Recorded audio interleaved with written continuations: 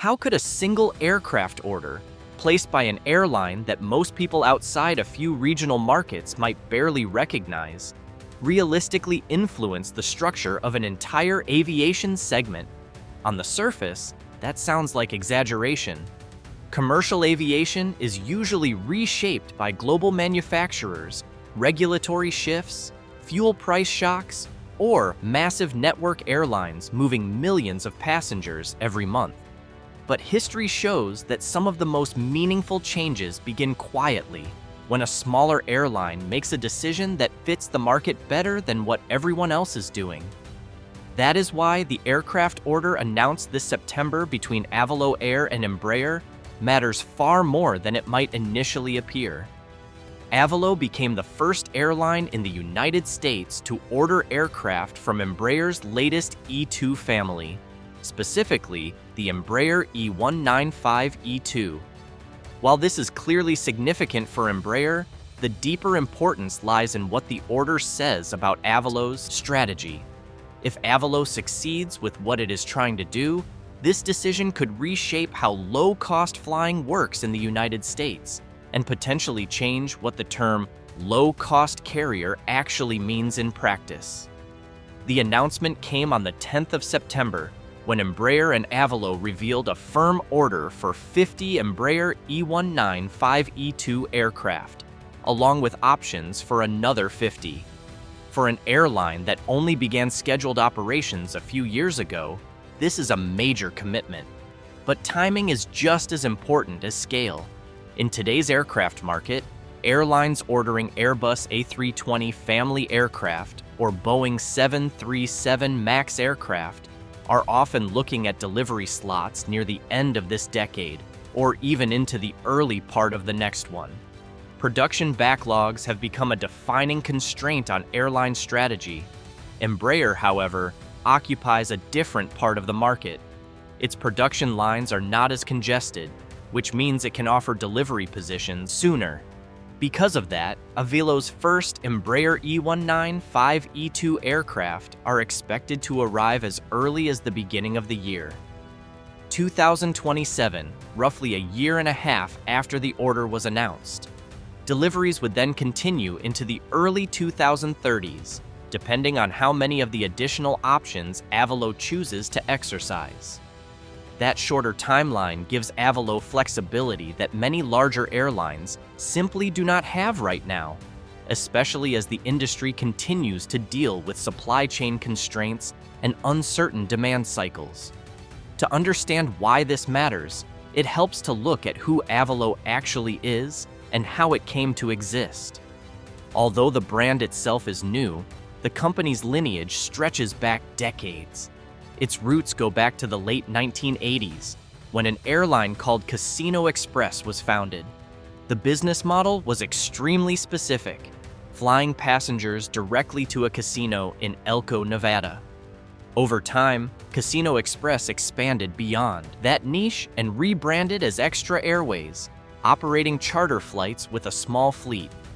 Despite its long history, Extra never became a major scheduled airline, and by the late 2010s, it had largely ceased operations. However, it retained a single aircraft on its certificate to preserve its air operator certificate with the Federal Aviation Administration. That certificate later became the foundation for Avelo Air. In April of the year 2021, just as the world was cautiously emerging from the worst phase of the pandemic, Avelo launched scheduled passenger operations. The timing was almost ideal. Demand for used narrowbody aircraft was extremely weak. Aircraft were widely available, and passengers were eager to resume leisure travel within the United States. At the same time, many large airlines were retreating from smaller markets, focusing instead on core hubs and high-frequency routes. Avelo chose Hollywood Burbank Airport in California as its first base of operations. Rather than ordering new aircraft, the airline started with second-hand Boeing 737-800s. These aircraft were well understood, readily available, and relatively inexpensive. From the beginning, Avelo made a deliberate choice to avoid direct competition.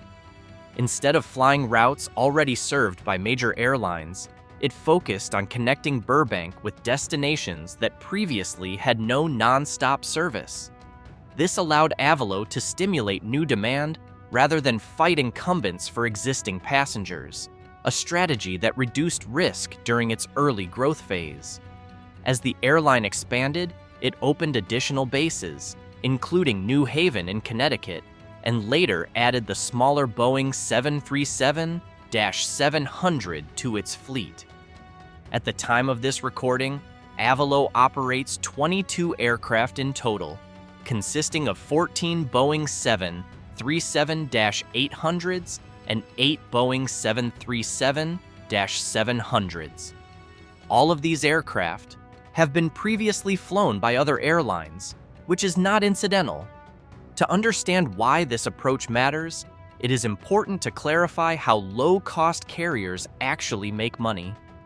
From a passenger perspective, low-cost airlines are associated with bare fares, where the base ticket includes little more than a seat and everything else costs extra.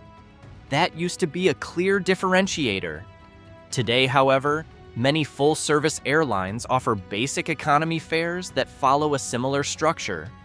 As a result, pricing alone no longer defines a low-cost carrier, and the competitive advantage has shifted behind the scenes. From the airline's perspective, the real difference lies in fleet utilization. Broadly speaking, low-cost carriers operate under two very different philosophies. The first is based on maximizing aircraft utilization. The idea is simple: an aircraft only earns money when it is flying. Airlines that lease aircraft or finance them through loans want those assets in the air as much as possible. This leads to tight schedules, short turnarounds, and aircraft flying multiple segments per day, year-round. Crew scheduling, maintenance planning, and even airport selection are all optimized around this objective. This model requires consistently high load factors and strongly favors new, fuel-efficient aircraft. It is the approach used by most large low-cost carriers, including Southwest Airlines, Spirit Airlines, and Frontier Airlines in the United States, as well as Ryanair, Wizz Air, and EasyJet in Europe. Whether these airlines describe themselves as low-cost or ultra-low-cost, the underlying economics are similar, even if branding and passenger experience differ. The second philosophy is very different. In this model, the airline avoids flying unless most seats are filled. This only works if fixed costs are extremely low. That usually means operating older aircraft acquired cheaply or leased under favorable terms. Because capital costs are low, the airline can afford to leave aircraft on the ground during periods of weak demand, or even cancel flights if necessary, without catastrophic financial consequences. This approach trades utilization for resilience. This was the model Avelo adopted at launch. In the aftermath of the pandemic, demand for used single-aisle jets, such as the Boeing 737-800 and -700, collapsed. Avelo was able to acquire these aircraft at attractive prices, giving it flexibility that high-utilization airlines simply do not have. This strategy is not unique. Allegiant Air built its business for decades using a similar approach, and many low-cost carriers begin this way before transitioning to newer fleets as capital becomes available. What makes Avelo different is that it is now transitioning to new aircraft without abandoning the strategy that made it viable. The key is aircraft size, and this is where the American market becomes especially important. The United States has vast distances and a dense network of small airports serving relatively limited populations. Historically, airlines have relied on hub and spoke networks to consolidate demand, forcing passengers from smaller cities to connect through major hubs, often adding hours to journeys that could otherwise be direct. Direct flights between small airports are often difficult to sustain year-round using large aircraft. Demand may exist during peak seasons, such as summer travel or holidays, but falls sharply during off-peak periods.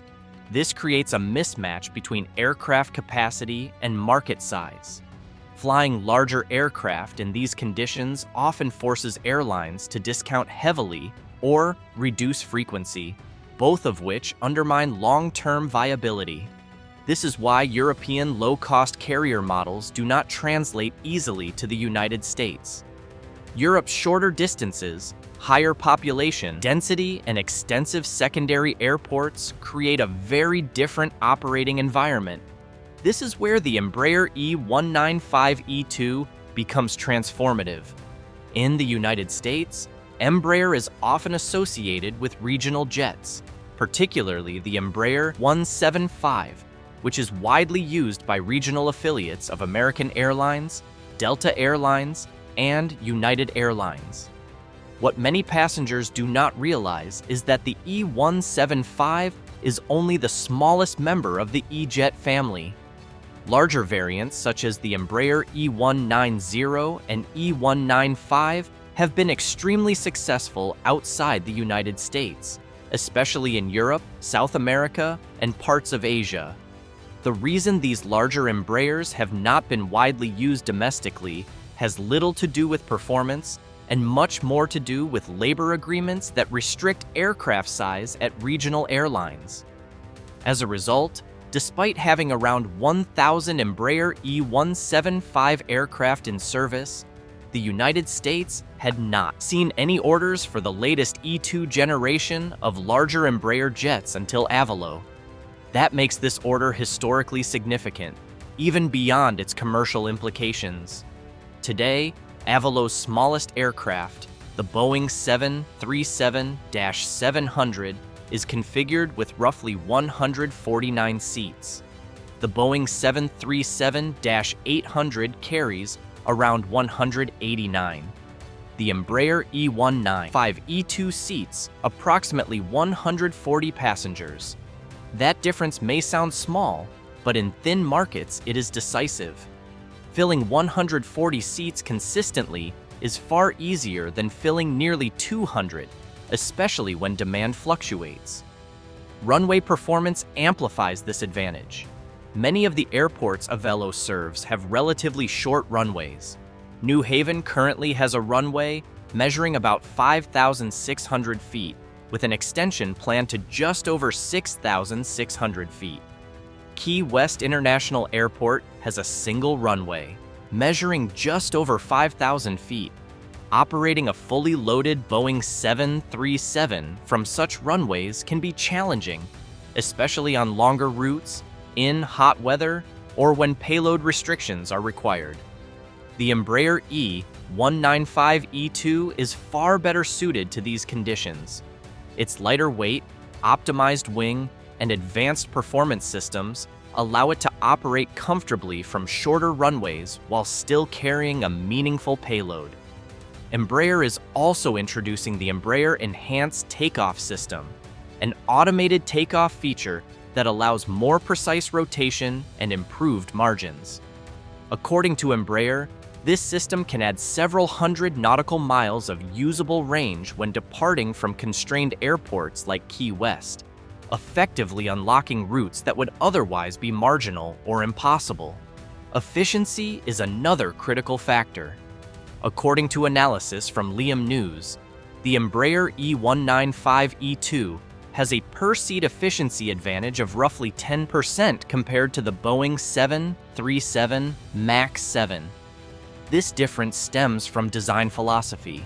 The MAX 7 is a shortened version of the MAX 8, optimized around the larger variant and therefore heavier than it needs to be.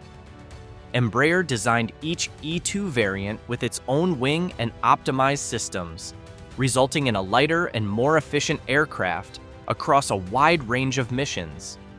Both the Embraer E2 family and the Airbus A320 use Pratt & Whitney geared turbofan engines. However, the Embraer's lower weight allows its engines to operate under less stress. which may explain why the E2 family has experienced fewer engine issues than some Airbus operators. This has implications not only for reliability, but also for maintenance costs and operational predictability, both of which are crucial for a growing airline. Breeze Airways has pursued a similar strategy, but chose the Airbus A320 instead, primarily because Breeze wanted longer range for transcontinental and potential international operations. Avelo does not need that range. Its average flight length is about 2.5 hours, and even its longest current route, between Hartford and Punta Cana, is well within the Embraer's capabilities. Choosing a smaller, more efficient aircraft for shorter missions allows Avelo to avoid paying for performance it does not need. Avelo is not reinventing itself. It is simply choosing an aircraft that finally aligns with what it has been trying to do all along. At a time when traditional low-cost carriers are adding premium seating, loyalty programs, and complexity that erodes their original identity, Avelo represents a different path. It is betting that right-sized aircraft, flexible scheduling, and underserved routes can coexist with new technology and modern efficiency. If this strategy works, it will not just matter for Avelo or Embraer. It could quietly redefine what low-cost aviation in the United States looks like, proving that sometimes the most disruptive change does not come from bigger airplanes or louder announcements, but from airplanes that fit the market exactly as it is.